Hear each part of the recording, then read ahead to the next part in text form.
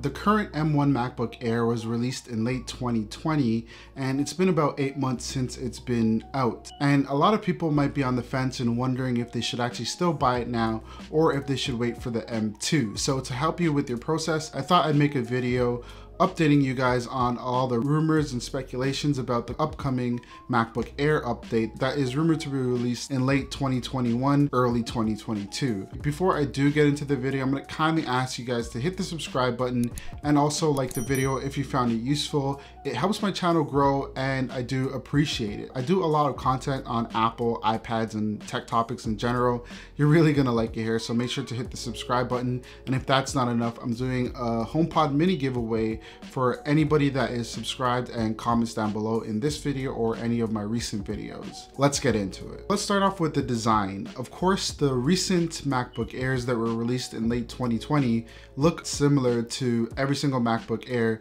released in the last few years. But with the upcoming MacBook Air, it's rumored that there's going to be a major redesign. What does that mean? For one, if you look at the iMacs, those have white bezels. So according to the rumors, the MacBook Air will also follow that trend and have white bezels all around. For me, this sounds like a good idea. It makes it look different and more modern, I'd say. And also, if you look at the current iMacs, I just feel like content looks a lot better with white bezels. Staying on the topic of bezels, Apple apparently will be reducing the size of the bezels, and that always makes things look a lot more modern. You want to modernize your product, reduce the bezels. But not only that, another redesign that they're going to do, offering more color options for the MacBook Air. And that's really good because I have the current gold MacBook Air, and while I thought that was a good decision at the time, if I was to go back, I would have got the space gray or the silver. But if you look at the iPad Air lineup, there are a lot of different color options. So apparently Apple is going to follow that trend and offer you a lot more color options.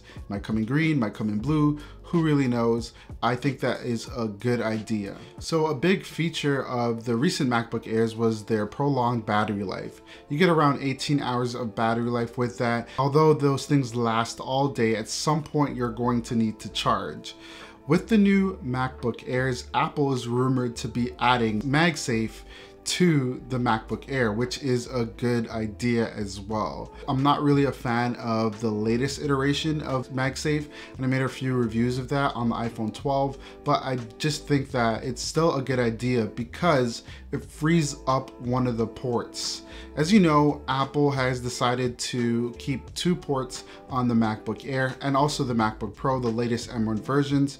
So that means that if you're charging, you're going to lose a port. But with MagSafe, this means that you can charge up and you're still gonna have 2 USB-C ports. That means that you can plug in more things when you're using your MacBook and charging it up. MagSafe will just be an option on the MacBook Air and not necessarily the only way to charge it. And that's good because let's say you don't really want MagSafe, you still want to carry around one cable. You can carry around your USB-C cable and you're good to go. The upcoming rumored MacBook Air will of course have updated specs according to the latest leaks and rumors. What will it be called? We don't really know. They're calling it the M1X, they're calling it the M2. It hasn't really been confirmed what Apple will necessarily name it. And there's another rumor that it might still have the current generation M1 chip.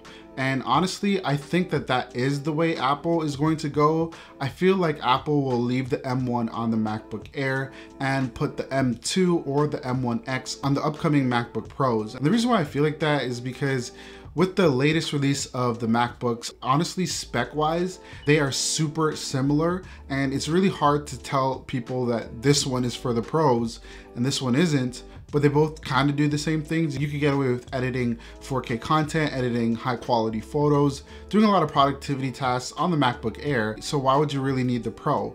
And that's why I honestly think that Apple will learn their lesson and kind of put the M2 and the more powerful chips on the upcoming Pros and leave the M1 chip, at least for now, on the MacBook Air. I personally do not think that the M2 chip is going to debut this year, but Apple will probably release it sometime next year.